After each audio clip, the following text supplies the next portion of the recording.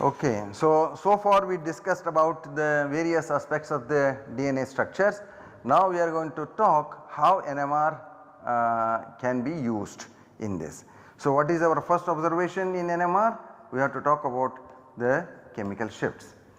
Proton chemical shifts, we talk about the proton chemical shifts and what are the protons which are possible. We already mentioned about the various protons in the DNA and in the RNA in various places, and I will show you here, I have just listed them here. And the proton chemical shifts as we have already seen can go from 0 to 15 ppm with respect to particular reference. Typically when we record in water, typically we use a TSP as a reference, then you have this ppm 0 to 15 ppm. Which protons appear where? Okay. Now what are the protons which we have? We have the sugar ring protons. Sugar ring protons are here 1 prime, 2 prime, 2 double prime for the DNA, 3 prime, 4 prime, 5 prime, 5 double prime. These are all part of the sugar ring. Okay, 5 prime, 5 double prime lie outside in the backbone. And then these are the bases H2, H8 and H6, which H2 and H8 are present in both G and A, and H6 is present only in C. Okay. H2, H8 are present in both G and A, and H6 is present in C, and these nomenclatures are important, one has to remember this. Okay.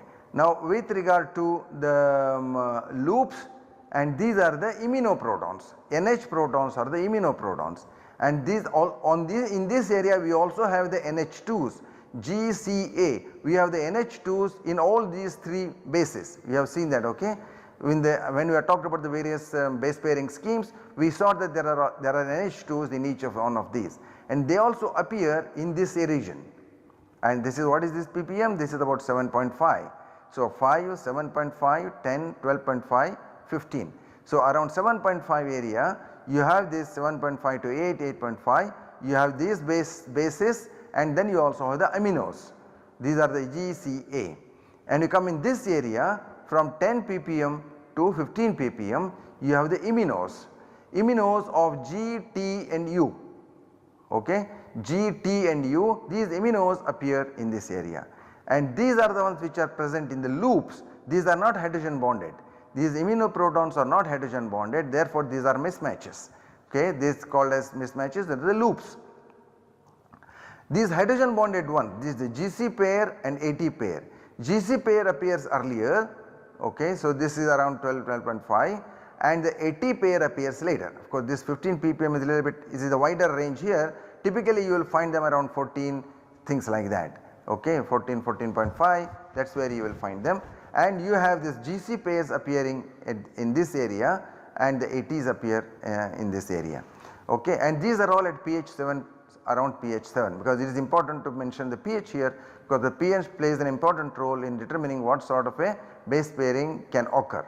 Okay, because there is a protonation which protons are exchanging, and these are exchangeable protons, remember these ones are exchangeable protons. So if you want to observe this, you will have to record spectra in H2O and not D2O. Okay, these spectra, these aminoprotons, whereas these ones here, these are the non-exchangeable protons. So these are attached to the carbons, these which are attached to the carbons, these can be observed in D2O, however, D2O solutions as well. Now if you come to the RNA, RNA does not have the H2 prime, H2 double prime, it has only one H2 prime, H2 double prime does not exist in RNA. Therefore now you see, because of that, because there is an OH group at the 2 prime position, this H2 prime gets shifted to this area. Okay, it comes to this area, H2 prime, H3 prime, H4 prime. So this is quite a crowded area in the case of RNA. The H1 prime is not affected so much, this is also not affected so much, and all the other things remain the same. By and large, therefore the proton chemical shift ranges differ between DNA and RNA in this area. This becomes quite distinct in the case of DNA, whereas RNA there is quite an overlap in this region. Alright, now here is a typical spectrum of a nucleic acid, the segment which is given here. So you have a deoxy, this is the DNA segment, so it is a 14mer here, GAATTCCC, GAATTC. Okay, and this is the sugar ring, all the nomenclatures are given once more here. So you have the 1 prime and in the bases you have this H6, H8, H2 and H5. H6 and H5 are present in the cytosine, H8 and H2 are present in adenines, and on the guanine you only have H8, you do not have the H2. At the H2 position there is an amino group in the case of guanine. Now where do these ones appear in the spectrum? This is the one dimensional spectrum here, and all these H8, H2, H6 they are present in this area, and the H1 primes and the H5s they appear here, and the H3 primes are here at around 4.5 ppm here, and all these H4 prime, H5 prime, H5 double prime they all get crowded in this particular area, the extremely crowded region. You notice for all the 14 nucleotides they are all present in this. Similarly, and all the 14 nucleotides 2 prime, 2 double primes are present in this, and the methyls here, where are the methyls? The methyls are coming from the thymines. The thymines have at the H, where in the case of cytosine at 5 position that is the H5, in the case of thymine there is the CH3 group here. So how many thymines are there here? You have here thymines 1, 2, 3 and 4. There are 4 thymines, and these 4 thymines are present in this area. You can actually count because these are quite distinct. You have 2 here and 2 more here. Okay. So all the 4 thymines methyls group you can identify in this area. Of course you do not know sequence specifically which one is which, but the thymines are easier to identify because they appear at the methyls appear at a very distinct position in the chemical shift range in the proton. So this is the typical one dimensional spectrum. Okay. What about the immunoprotons? Now the immunoprotons, as I mentioned to you, they appear between 12 to 15 ppm. Okay. So you have these immunoprotons. For these protons, these ones have to be observed in water. The experiment will have to be performed in water, H2O. Otherwise in D2O these ones exchange out and you will not be able to see those signals. And you see this particular sequence here, this is it goes GATC, okay, TTCCCCC, GGAA. This is the sequence. Okay. So this sequence has a kind of a 2 molecules form a stem of a duplex, and then it forms a loop here, these Cs, and these Cs will not be observable to you because they exchange out with water. These 4 Cs will not be observable to you because they exchange with water, and this forms a symmetrical duplex here and with the Watson-Crick base pairs. The Watson-Crick base pairs are indicated here, the thymine adenine and cytosine guanine. Which are the protons which are observable? And those are the immunoprotons. The immunoprotons appear in this range. Okay. As I mentioned, the aminoprotons appear around 10 ppm, so 9.5 to 10 ppm. If those ones exchange more rapidly with water, therefore often you do not see these aminoprotons. You will basically see the immunoprotons, and immunoprotons will produce one immunoproton, one signal per base pair, because there is only one immunoprotons. Whether you take this one, whether you take this base pair or this base pair, there is only one immunoproton. In this case that is this one here, that is at the N3 position, and in this case there is the guanine which is at the N1 position. Okay. So now we can see here how many signals are there. So you can actually count, this is at different temperatures. Okay. This is at 278 degree Kelvin, and you slowly small temperature you can go up in the temperature. Why do we do this temperature dependence? Because you see the duplex here, right, this is a duplex. The duplex is, the stability of the duplex is the highest in the interior, and as you go further towards the end it becomes fragile. So it is less stable. So therefore when you initially at the lowest temperature you will see all the signals. You will see how many Gs you see here? You see 3 Gs, these all 3, these belong to the Gs. Okay. There is a symmetrical structure here. So you see this G and one of these Gs. So you see 3 Gs. Okay, because this become at the base of this loop, this is not so stable. Okay. So you will see that one exchanges out. So you see these 3 Gs which are present, these belong to the interior of the duplex. Okay. And these are the T's which are present, that is this one you have 1, 2 and 3. Okay, 3 T's which are present here, you have all of them present at this point. Okay, they are pretty well seen. Now as you start increasing the temperature, you see that the duplex which is present here starts melting.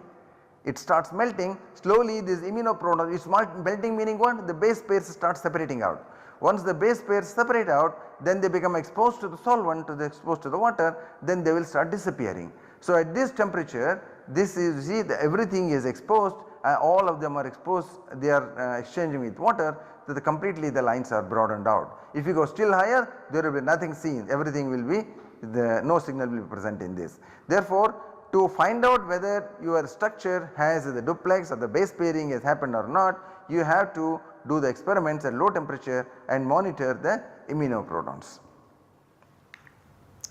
And here we show the thermal stability, how you can determine the thermal stability of a DNA hairpin. You have this hairpin here, G, A, T, T, C, and then you have the XN. There are many other bases here which are in the loop, and you will not find signals from there. But the ones which are paired here, you will find the signals for this. This is the one particular molecule which is going around and forming a hairpin structure. You will see peaks for these ones. You will see peak for this G, and you will see peaks for the T's. Okay? And those ones are the ones which are present here, and you can see as the temperature is increased, this is 5 degrees centigrade, 25 degrees centigrade, and you have this 35 degrees centigrade. Okay? And so this, the positions are indicated here 1, 2, 3, 4, 5, 6. So these are the 1, 2, 3, 4, 5, 6, these are the ones which are present here. Okay? So you have the G's which are present here at position, this is at position 1, and so this, see, the sequence is going like this. This is the single sequence, okay, and this G and this G are not the same, they are different. This comes through the loop here and this G, and this is the position 6G, that is this one there, and then you have the other 2, 3, 4, 5, these are the AT base pairs, these are 2, 3, 4, 5, these are the AT base pairs. So therefore these belong to the thymine and 3 iminos. So those ones are distinctly present here, and these ones are the aminos. So these belong to the aminos and various places, and these ones you don't, and you don't see them very clearly. Even at 5 degrees centigrade, you see they are all quite broad. As you increase the temperature, these ones will disappear, and you have only the iminos which are present in these ATGC pairs, and these are possibly the T's. X probably is a T here, so you have these T's which are appearing in this, which are not clearly observed. This is the DNA hairpin. And this is for the duplex, melting of the duplex DNA. I indicated another example of the duplex DNA here. You go from this particular sequence, you have the CG, CG, AA, TT, CG, CG. Okay, this is a self complementary sequence. You write the other way around here, so it forms a symmetrical duplex with the 12 base pairs. So the 12 base pairs you have, so you have how many? You can see 6, the 4 G's, okay, CG, CG and CG, CG. There are 4 G's, okay, and how many T's? There are 2 T's. AATT, there are 2 T's, because we are going to see signals in the immunoproton spectral region. You will see either from the G or from the T. Okay. So therefore you have 2 T's at 0 degrees, you can see both of them, and you can see all the 4 G's. These are the 4 G's which are present here at 0 degree centigrade, and as you start increasing the temperature, see, they start melting. Which goes first? You see, it is this one goes first, right? This one is going first. What does that mean? This will tell you that this is the terminal G, okay. So this terminal G is actually going first. So slowly, this is how you identify as the DNA melts, as looking at how the immunoprotons are disappearing, you will identify them as belonging to which T and which G. So at 60 degrees, almost all of them are vanished, and you can see this continues. CG1, CG2, CG3, CG4.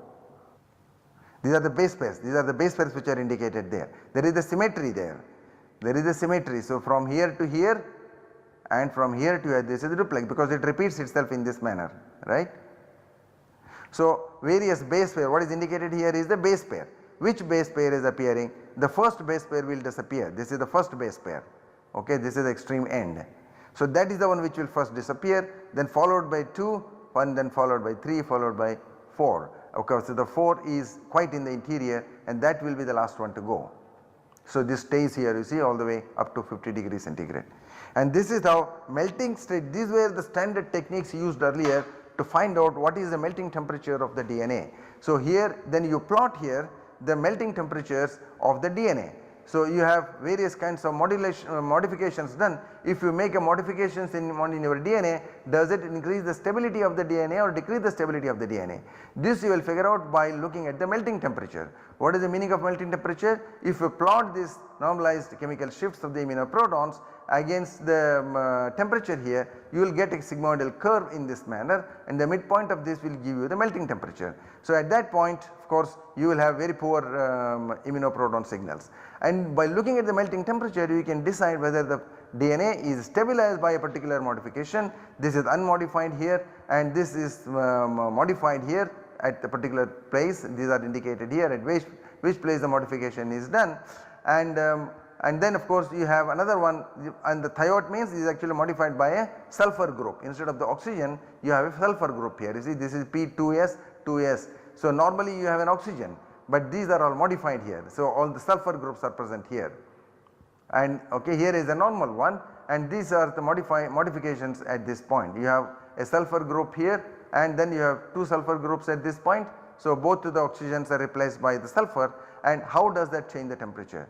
So you see, when you have oxygen replaced by the sulfur group, the temperature has come down quite a lot here. See, it is almost 10 degrees. So it is very unstable. The normal DNA is of course the most stable one because it has the highest temperature. The melting temperature is almost about 65 degrees. Okay. So as one oxygen you replace by the sulfur, you have this temperature comes down to 35 degrees to 40 degrees. 2 sulfurs, it could even goes even further. Okay. So this was all that could be done earlier with single one dimensional NMR spectra. So melting temperatures, see the stabilities of the modifications, stabilities of the DNA, and what sort of a structure the particular molecule is having. One also studied the interactions with various other small molecules depending upon from the one dimensional spectra. But then there is the revolution with this 2-dimensional spectroscopy, which allowed us to identify the individual protons in the DNA segments, non-exchangeable protons we could monitor. Because in the normal case these non-exchangeable protons were not very difficult to monitor because of the extensive overlap of the signals. Okay. But in this 2-dimensional spectroscopy, this came in the 1970s, it became possible to study the non-exchangeable protons as well. Okay. So the theories of these ones we have already discussed, we are not going to go into that. So here I am showing you one particular 2-dimensional spectrum. This is a nosy spectrum, the so called nosy spectrum, which of a particular DNA segment that is indicated here. So CG, CG, AG, TT, GT, CG, CG. So this is a for temer. You have this 2-dimensional nosy spectrum. So you have the diagonal here. See, and this area as we discussed here, this is the 1-dimensional spectrum. This belongs to the 2' 2" and the CH3 groups. See, I also put the primary structure here once more to be able to identify which protons are where, and then I have also shown here this H3', H4', H5', H5', those ones appear in this area, and next to that is the H1' and H5, these belong to the cytosine, and here we have H8, H6, H2, this whole area belongs to the H8, H6, H2, these belong to the bases for the various bases. Okay. Now what does this tell you? Now these peaks here, this tells you about the base-base interactions. So if there is a base stacking, you have 2 protons on top of each other and you will find adjacent base pairs, you are showing proton-proton interactions through the nosy, short distances. And these ones will show you base to this region, and what is this region? This region is the H1' and H5, base to H1', and this goes to this area. So this goes to the H3', base proton to the H3' correlations, sequential correlations, distances. All of these depend upon which are the short distances here, and this goes to the base protons to the H4', H5', H5', and this goes from the base protons, this area is to the 2', 2', and the methyls.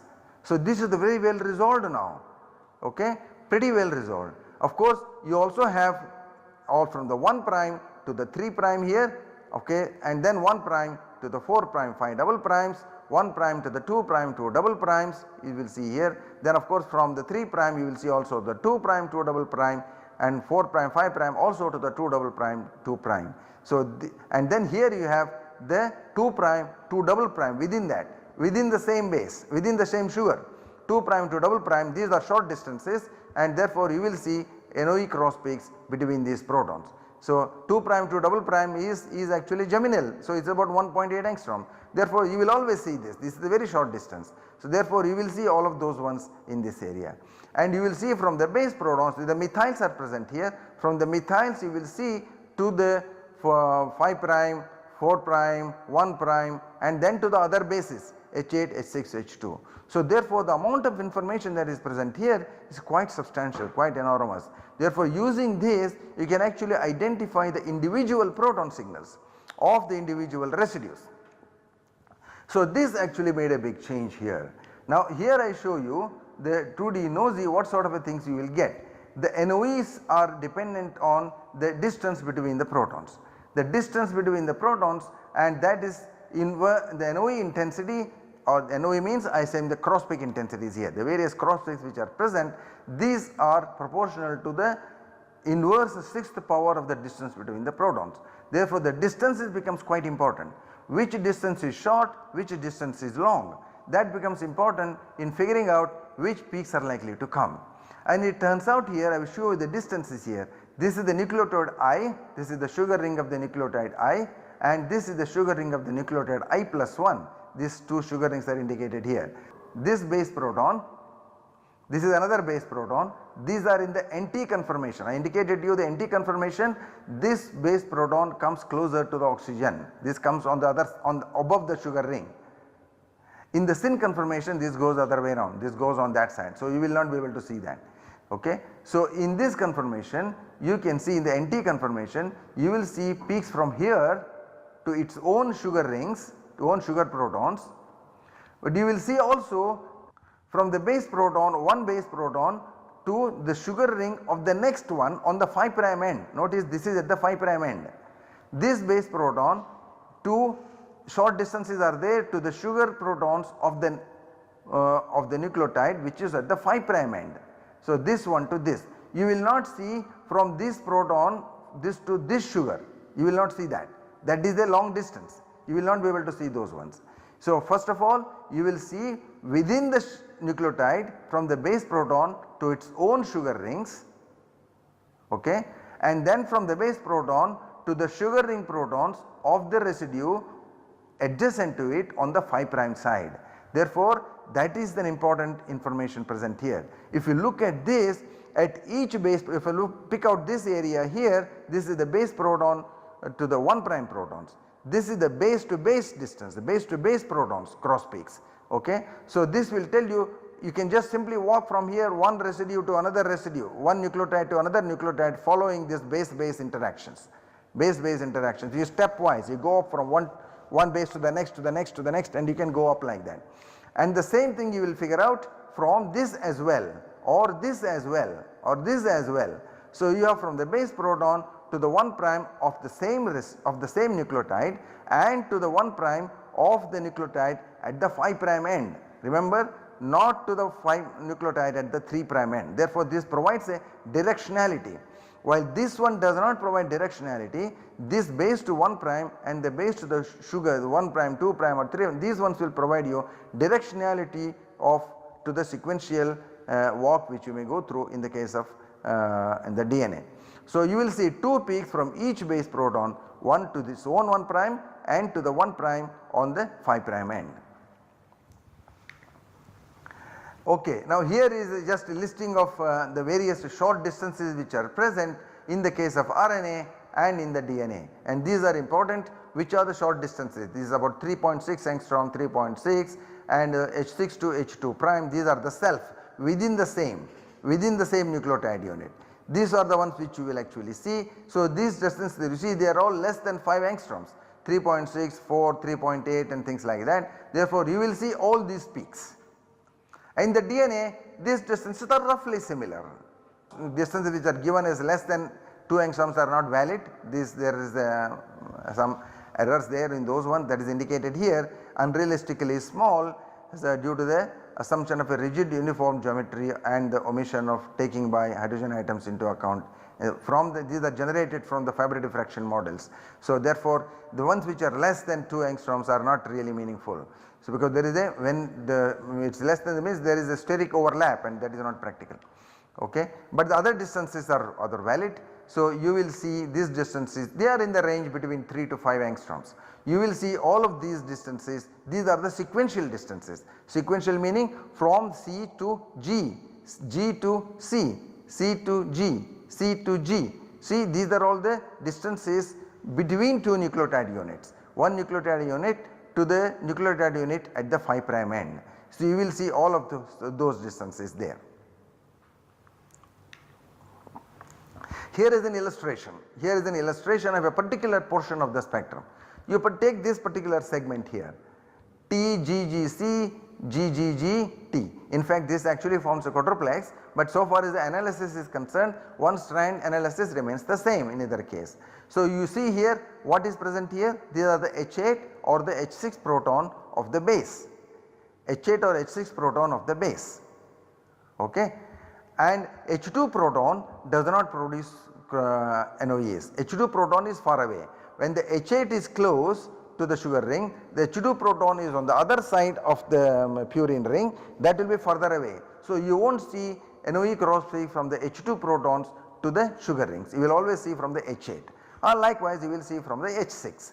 Okay. Now you see here you see cross peaks from every particular cross peak, every particular base you will have 2 cross peaks, one to its own, one to the sequential. For example, if this is the self peaks are indicated by the green and the sequential peaks are indicated by the red. So for example, if I start here, so I get here from C4 self peak its own, then I go to the sequential, I get a sequential peak here. Now from here I move horizontal to find a base which produces the self peak, which produces a green peak. So this is base proton of C4, this is the H6 of C4. From the H6 of C4 I find a H1 prime to its own, and then the H1 prime of the residue on the 5 prime end. The 5 prime end means it will be G3. It will be G3. Suppose I took this is a 5 prime end. So this is G3. I will see this correlation from C4 to G3. So C4 to G3 I will get here. Now I go horizontal to find the base proton of G3. So I get the green signal here, this is the one which is the base proton of G3, and it turns out that G3 its sequential peak is also close by, it is also on the same one. So there is an overlap here because this portion of the signal is in line with this G2. Where I should go from G3? I should go to G2. So therefore from G3 I go here sequential peak, I go to the G2. So go to the G2, then I have a sequence, this is the self peak, then I get the sequential peak here from G2, this is to the T1. From the T1 so I go horizontal again to find the self peak and then T1. Now how do I know I am correct here? Now you see, once you reach the end T1, I do not have any other residue on the other side, therefore there will be no signal below this, there will be only one peak there, only the self peak. Therefore this confirms that what we have done here is correct. Therefore this is the T1 base and there is nothing below here, there is no sequential peaks. So you can actually continue in this manner. Once you have that, so you go from C4, you go horizontal, where do I go? I go to the G5, this is the sequential peak. From G5 to C4, this is the sequential peak. Now I go from here to find the red peak here, I get the G6. So from here to here I go to the G6, then I go to the red one here, I go to the G7, then I go from G7 I go to this red one here and go to the T8. So therefore from the T8 I have T8 to G7, G7 to G6, G6 to G5, G5 to C4, C4 to G3, G3 to G2 and G2 to T1. This completes the cycle. This is a beautiful demonstration of how the NOES spectrum can be used to identify the individual protons in the individual nucleotide units. I think we can stop here.